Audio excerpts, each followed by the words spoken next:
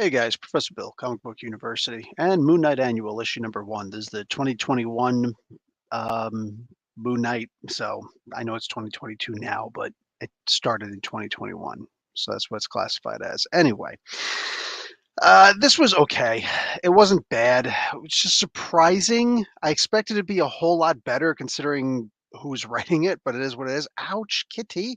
So most of you guys know I have a new kitten. I still have Bagel, but I have a kitten now. This is Stinky. It's actually popcorn, but I go with what I know. This is Stinky. Anyway, he's a good boy, but he's a butthead. So anyway, I'm gonna do the comic book review now, guys. Hope you don't mind. Let's get to about who made the comic book and all that other good stuff. Present, screen sharing. How about we share? There we go. Technology. So Moon Knight uh, Annual issue number one. And the people involved in this comic book are writer Jed MacKay, artist Federico Sabatini, color artist Rachel Rosenberg, and letterer VC's Corey Petit, cover artist Rod Reese, and variant cover artist Nick Klein, and Bill Sienkiewicz, who did the original Moon Knight series. And aside from the Transformers number one cover and the New Mutants original series, this is probably what he's most famous for. So Sienkiewicz, man, the guy's just amazing. Really good stuff. And let's see. Bang. So this comic book, Marlene shows up, and it's funny. She looks like Mockingbird more than anything else. I would say, like the white top with the dark blazer, the bluish whatever the hell blazer. I mean, the nose is super pointy. That's what mostly gave it away for me. But the big hair and everything like that, yeah, uh, it looked like Mockingbird to me. I'm like, yeah, wait, why would she be that? Would there be a new team up? So, like, this would be really good for me because we've already got Tigra involved in this, Moon Knight. We've got if Mockingbird were to show up also, let's just reform the West Coast Avengers, baby. Let's go, you know? So moving on, we see a couple of werewolves hanging out, and this actually made me pretty happy to see. I enjoy the idea of seeing several werewolves hanging out together. Jack Russell is there also. He's the guy in the bottom. You can see over here with the bang, the tattoos and all this good. He's got the beard going, right? This kid originally from Malibu, and all of a sudden now he's like the king of the werewolves. Excuse me for saying I freaking love this. This is a fantastic idea. I'm totally down with this. You're wondering why I'm down on the book, right? Because so far so good. I'm really digging on this. And the final picture is this one here. Marlene, just says, "Hey, Jack Russell kidnapped our daughter. You got to go and Beatrice, you got to go and get her." She turns out to be like a real bitch at some point. She's telling Reese, this vampire chick, um, yeah, I know I'm cold to him, but that's the way you got to be with him. It's the only language he understands, pretty much. She says to him at one point, the last thing she says to him, "Bring our daughter back, or don't come back alive." You know what I'm saying? Like, don't come back at all. I guess this was supposed to be Jed MacKay's really weird way of doing the Spartan send off, from the movie 300. Jack Snyder, Scott Snyder. No, not Scott Snyder. Zack Snyder. There we go. Too many Snyders, man. What the frig? The come home victorious or come home on your shield. It's like it came off a lot better in 300 than it does here. Here it just comes off as, wow, Marlene is a bitch. Like, she didn't even want to. It didn't look like she even went for ice cream at the end of this. That was the whole thing Beatrice wanted at the end of this was, let's all go out as a big family and get ice cream together, right? Like a normal family. I don't know, it's a little bit past your bedtime, but what do I know? Anyway, ice cream at 5 o'clock in the morning or whatever it is. I guess it's 5 in the afternoon somewhere, right? The kid might have a problem. The kid might actually have an ice cream problem, but whatever. As long as she can hold her ice cream. This didn't come off the way that I really expected it to come off. How about we stop sharing now so you can see my lovely face? Um, Here's the thing. There was a lot here. There was a prophecy. There was a whole lot to do with the prophecy, which I loved the idea of all of this. The problem is, all of this was put together in an annual, which for the most part nobody reads. If you're not reading the main series, then you're not reading the annual. If One of the reasons why annuals were amazing back in the day is because that's where events were. Right? For the most part, if you had an X-Men event, you had, like Inferno, the original event. Okay, boom, you had stuff like that. No problem, no problem. But they usually have some side thing that didn't involve anything else, like Secret Wars, whatever. There's always some other way to do it. And a lot of times, like with the Atlantis attacks and several other things like the high evolutionary stuff, like lots of different stories, right? The Terminus effect, lots of different stories. They were a universe worldwide event, guys. I'll get to the comments in a moment. Um, it was a Marvel Universe event, but it only happened in the annuals. It was the only reason for everybody to buy all of the annuals. As far as the marketing technique and storytelling, you told a story that circumvented all of the annuals together. So if there were 10 annuals being put out that year from 10 different comic book series and characters or whatever, bang, that's what you had. That's all that you had. So if you were reading only 2 comic books, if you're reading, let's say, The Incredible Hulk and Captain America, and they were both involved, they both had an annual coming out and they were all tied in together, then you said, "Oh, who else is putting out an annual?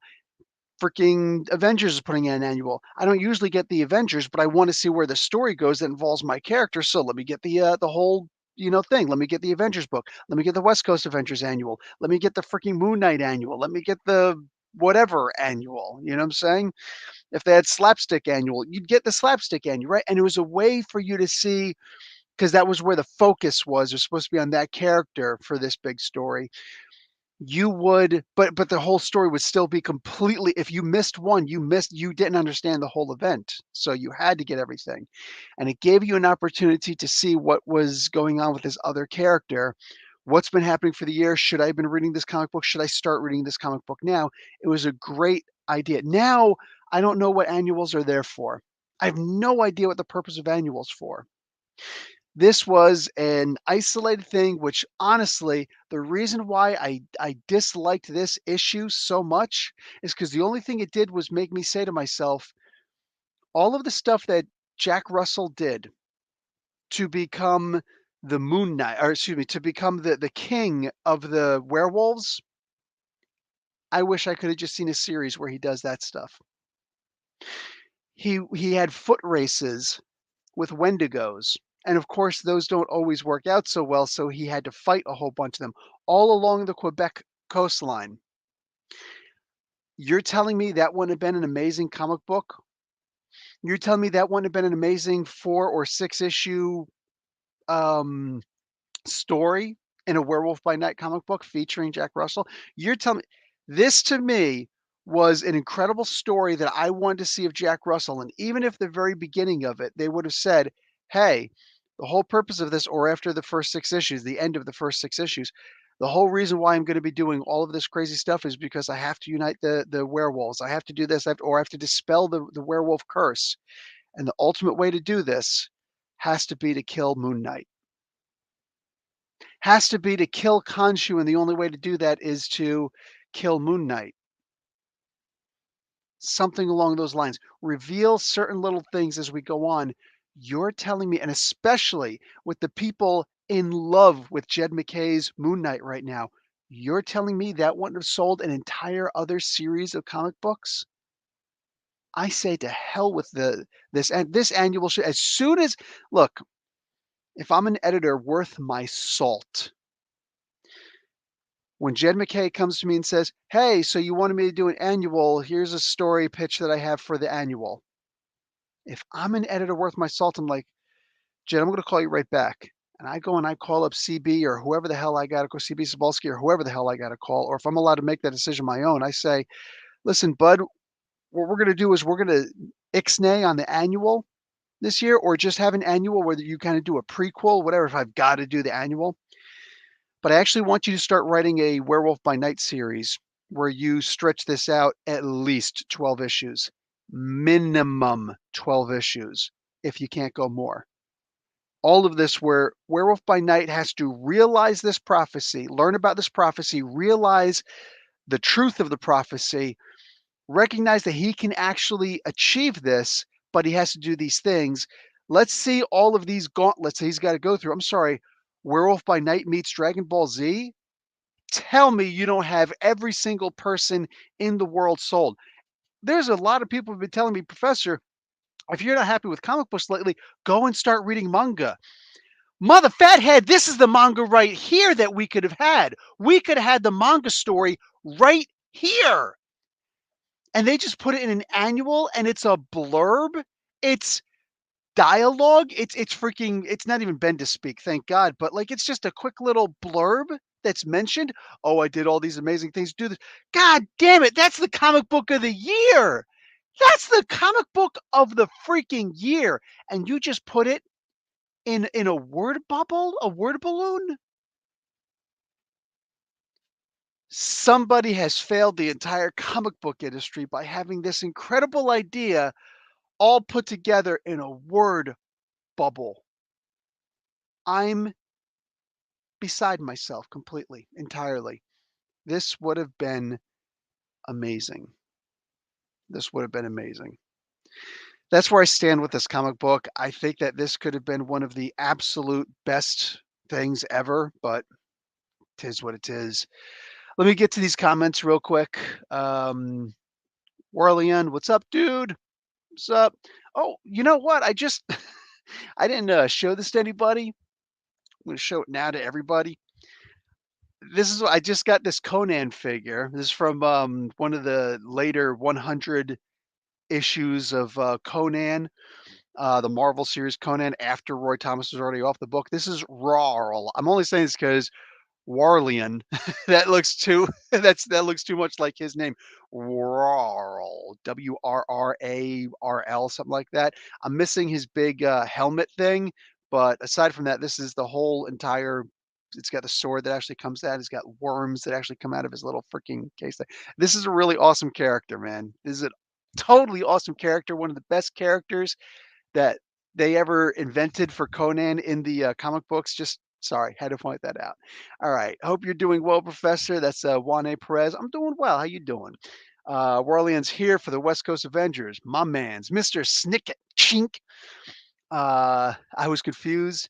Why is this an annual? I always felt annuals were gimmicky. Exactly. Annuals are supposed to be gimmicky, but they're gimmicky, gimmicky in a way of, hey, why aren't you reading this comic book? Here's an annual. Don't you want to see a self-contained story or a story that continues and a bunch of other things that'll make you want to read this comic book? Give me a reason to read the comic book if I'm not already reading the comic book. I'm sure there's plenty of other annuals that came out that I'm not interested in reading because nothing's connected. I'm not reading that series. Days of Future Present comes to mind, thinking about events taking place in annuals. Literally 2 issues of a regular mainstream comic book. Those weren't even annuals. Oh, wait, oh, sorry. Yeah, you know what? No, you're right, Orlean. The original I'm thinking of the original Days of Future yeah, Days of Future Past. Okay, Days of Future Present way later on. Okay, nice one. Good call. Yeah, that was a whole annual thing that went around. Okay, fantastic point. Really good point there. Actually, it's a good idea. I wish they still did that. I know that would be amazing. Well, it's almost too late now to do this stuff because Werewolf by Night would have been great and marketable since he just got a Disney Plus series, which is great by the way. I highly recommend it. Really? Oh, the special. I'll watch it. I saw the rating. It's like rated like PG-13 or higher, whatever it is. So I can't really watch it with my little boys. I'll try to get around to watching on my own. Um, what do you call it? It's amazing that I'm off of work right now, my own thing that I'm doing. So it is what, but hey, Friday, love it. I love it. It's a good day to have a half a day.